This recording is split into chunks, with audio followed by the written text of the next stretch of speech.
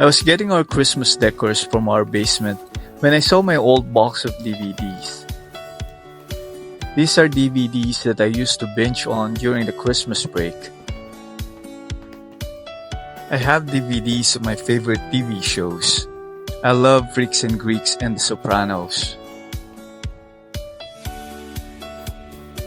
Then I saw my collection of concert DVDs, which years ago I would put on in the evenings or weekends, open up a can of beer or make a hot chocolate and enjoy the live performances on my living room.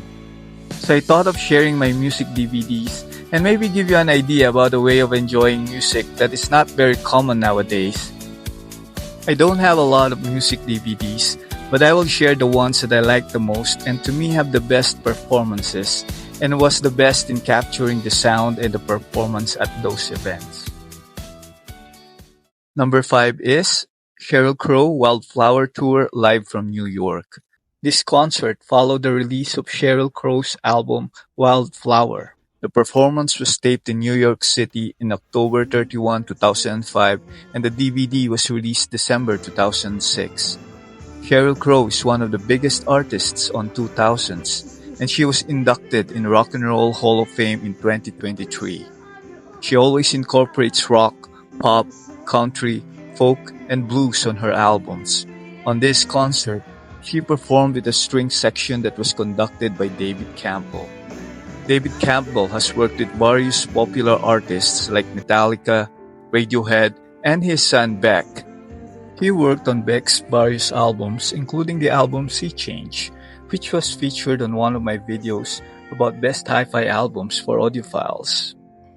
Sheryl Crow performed her popular songs like If It Makes You Happy, Every Day is a Winding Road, and Cat Stevens' The First Cut is the Deepest.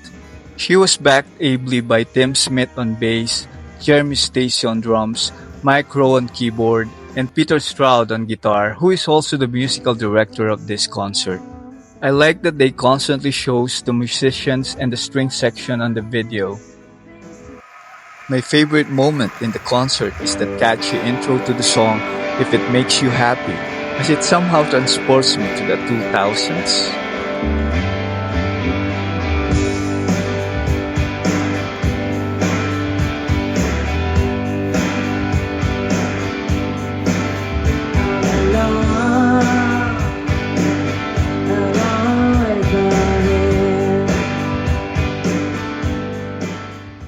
My number 4 is A Music Cares Person of the Year tribute honoring James Taylor. Music Cares is a non-profit organization who awards recording artists with the Person of the Year award to commend musicians for their artistic achievement in the music industry and dedication to philanthropy. And in 2006, they honored James Taylor with the award. The tribute was held in Los Angeles Convention Center in February 2006. The DVD of the tribute was released in November of the same year. James Taylor, of course, is a legend, a great singer-songwriter and guitarist, a 6-time Grammy Award winner, and inducted to Rock and Roll Hall of Fame in 2000. The guests are either James Taylor's friends or the best musicians popular at that time. Dixie Chicks, Bonnie Raitt, India Arie, David Crosby, Sheryl Crow, and Jackson Browne. Sting, Dr. John and Taj Mahal, Jerry Douglas and Alison Krauss, Keith Urban, Bruce Springsteen, and Carole King. I like all the performances, but there are 3 that to me are outstanding. Alison Krauss and Jerry Douglas performing the song Carolina in My Mind. Alison sang like an angel. Ain't it just like a friend of mine who hit me from behind? Yes, I'm going to Carolina in my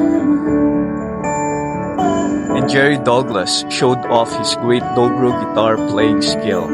He is considered one of the world's greatest dobro player.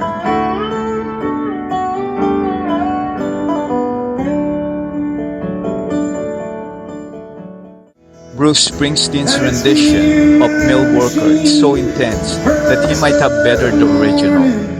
Watch this.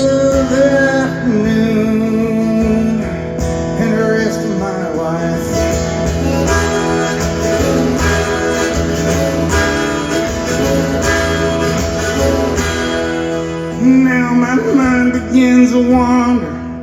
Every day's back on the farm.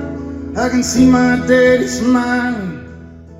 And of course, James Taylor's finale, Fire and Rain.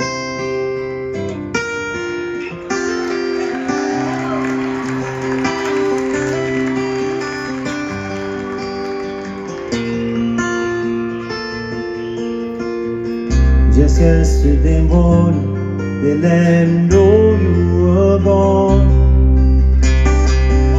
Suzanne, plans we made put an end to you. My number 3 is Red Hot Chili Peppers live at Slane Castle.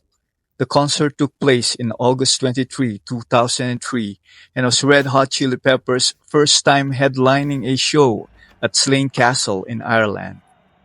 They have previously performed there in August 2001 as an opening act for U2. Slane Castle have staged big-name artists like Bruce Springsteen in the 80s, Guns N' Roses in the 90s, and U2 in 2001. The live DVD was released in November 2003. The DVD opens with screaming fans, and then Flea and John Frusciante walked into the stage. Flea looked surprised at the number of crowd, and John was grinning as if he knew this crowd will be in for a treat. One thing great about this concert is the energy everywhere, from the band to the crowd and the direction of this video.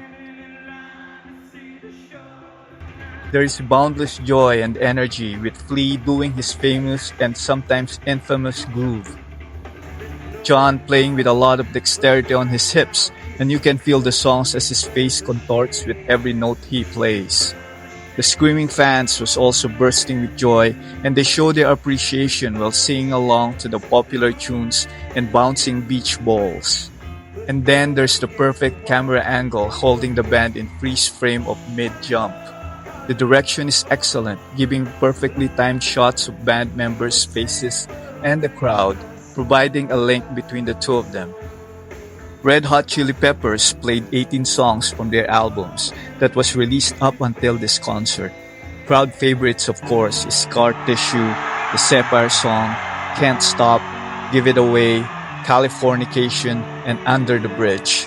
Each song is played with energy and great moments of improvisation. One thing I did not know before watching this concert is how good this band is in pleasing the crowd and how hard they perform. They are fantastic to watch.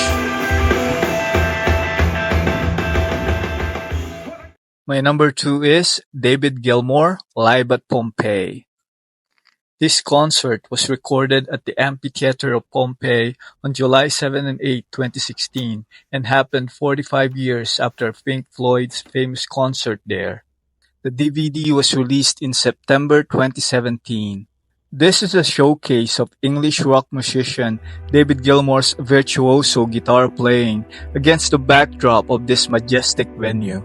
A giant round screen that flashes spectacular scenes, the curve of the Cheddar and the sharp crescent of the moon above.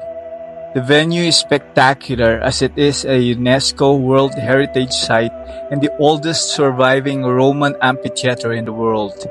It was David Gilmour's return to this venue, who played here in 1971 when he was part of Pink Floyd, but at that time there was no audience. The show was just filmed and released as a documentary. This run of shows were part of Gilmour's world tour for his album Rattle That Lock. He avoided the big arenas for this world tour and instead chose to perform at heritage sites. Circus Maximus in Rome, a Chateau in Chantilly, amphitheaters in Verona and Nimes, and at the Royal Albert Hall in London. He reasoned that he is less interested in the size of a performance than the desire to make this event an unforgettable occasion for audiences. This concert was recorded beautifully, and not just the capturing of the sound, but all the visual spectacles as well. My favorite moment on this video is of course when they played Wish You Were Here. Watch this and find out why he is considered one of the best guitarists of all time.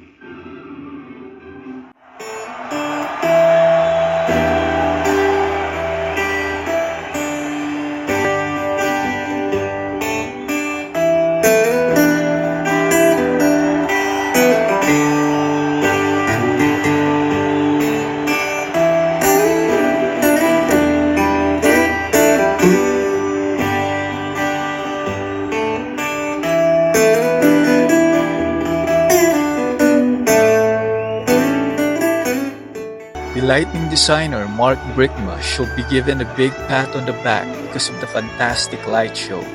He unleashes lasers, beams of turquoise and green, and red patterns across the sky during the grand finale of Comfortably Numb. And my number one live music DVD is Nirvana Unplugged in New York.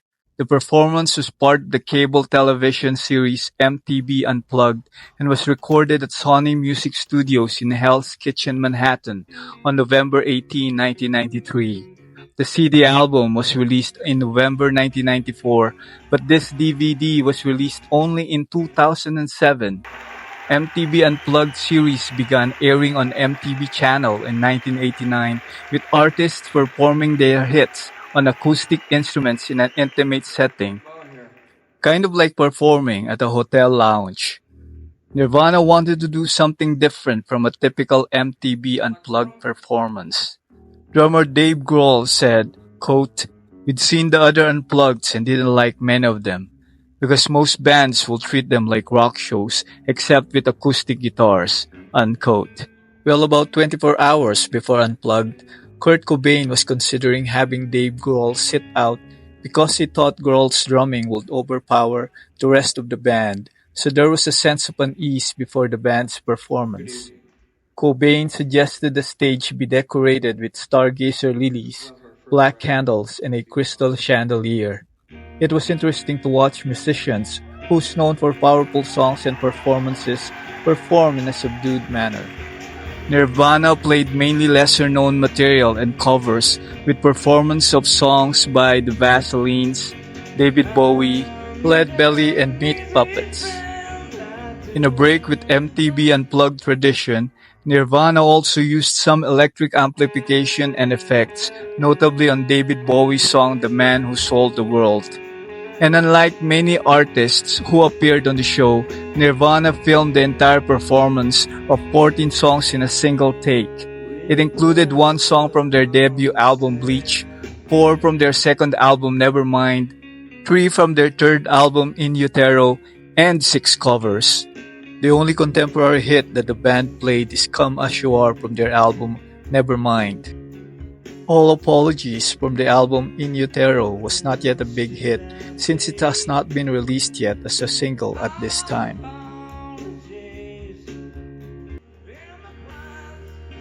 They ended their performance with Where Did You Sleep Last Night, which was originally by blues musician Lead Belly, whom Cobain described before the song as his favorite performer ever.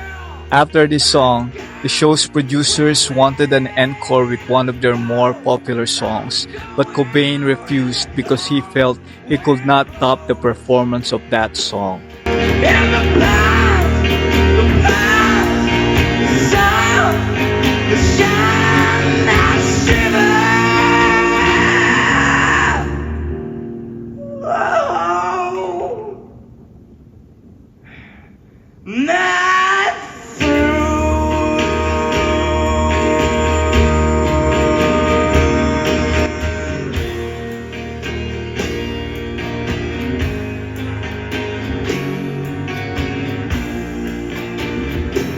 And that's the top 5 DVDs of live performances on my collection.